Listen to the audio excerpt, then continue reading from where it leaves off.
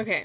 One thing, actually, I think this is the biggest thing that I did not understand when it came to manifestation. And I think this one thing makes the difference between manipulation and manifestation. Between like forcing something to happen and allowing something to happen. And that thing was, I had to learn how to stop arguing in my head. When I knew of manifestation, like when I first learned about it, it was kind of like, oh yeah, law of attraction, law of assumption. I didn't really know what that meant. I just kind of like assumed I knew like the law of assumption, like, where it's, you assume something, it happens. You want something, it magically happens in your life, right? Until I actually like dived a little deeper and actually like read Neville Goddard's theory and like listened to other YouTubers on the subject. And the biggest thing I had to learn was to stop arguing with myself in my head and stop arguing with other people in my head to try to prove a point as to why what I wanted makes the most sense, or like, just trying to like over explain in my head, even though I wasn't necessarily doing that like in the physical. Like I wasn't doing that to like, if I was attracting someone, maybe I was at some point, I don't know. But the point is that your actions cannot be aligned until your internal is aligned, until you are aligned with yourself and what you want. And when I mean alignment, it's a knowing of you already have this thing that you already want. But if you're constantly arguing with yourself, whether that be other versions of you or whether that be other people in your life who may have opinions about what you want. Sorry, I lost my train of thought. Where was this going? When you're arguing like that, you're proving to yourself that you don't yet have it and you don't actually believe it's yours. And,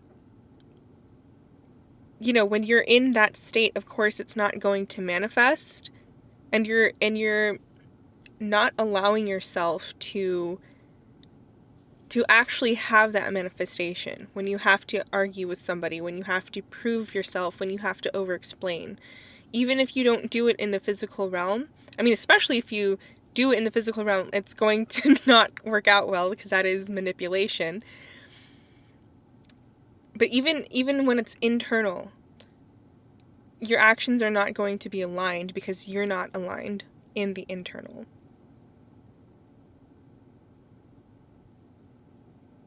Manifestation always starts with yourself and the inside. And so if you're constantly arguing, and okay, I'm going to use like people as an example here, like interpersonal relationships. If you're constantly arguing with people in your head, but you expect to see a change like on the outside in the physical, like that's delusion. That's delusion, babes. That's that's why a lot of people think manifestation doesn't work.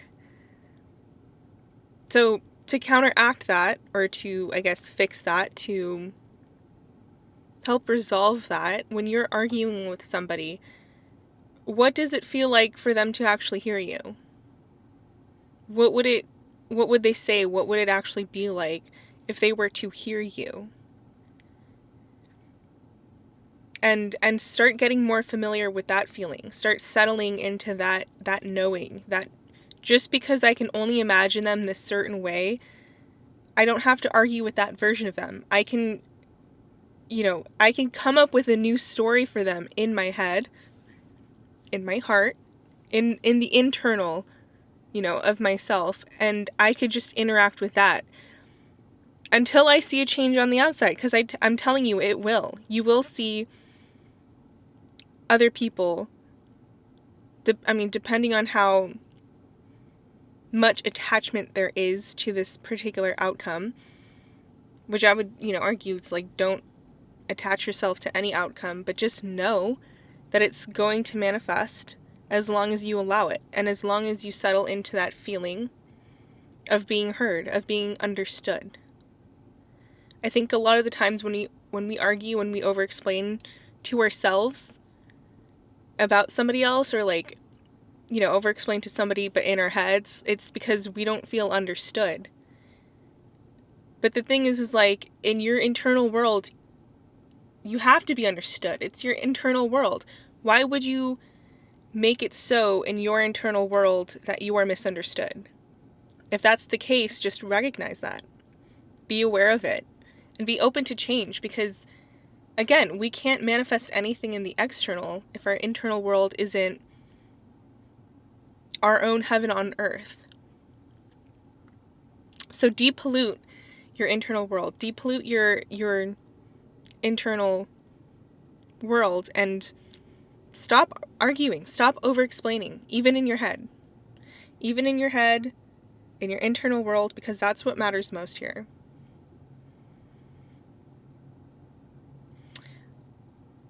One example that I'm thinking of in particular is with my mom. How I've been able to change the dynamic between me and my mom.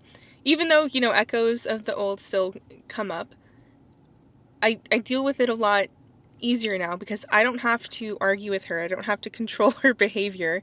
I don't have to pay it any mind. I could really just go into my internal world. If I feel myself starting to over-explain myself, I know that if I, you know, just allow myself to be heard, that it's going to be reflected in the external. And the external has no influence on me, because it is what it is. It is just what it is. Of course, it's going to mirror back what's going on in my internal world. So if I had any, you know, arguments or any conflict in my internal world and it's manifested, it is what it is. As if it happens in the external, it already happened.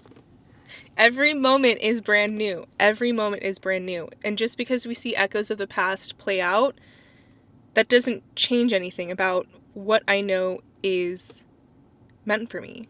What is aligned with my highest desires, my highest purpose. Anyway, that's all I have to say about that. I hope you have a great day.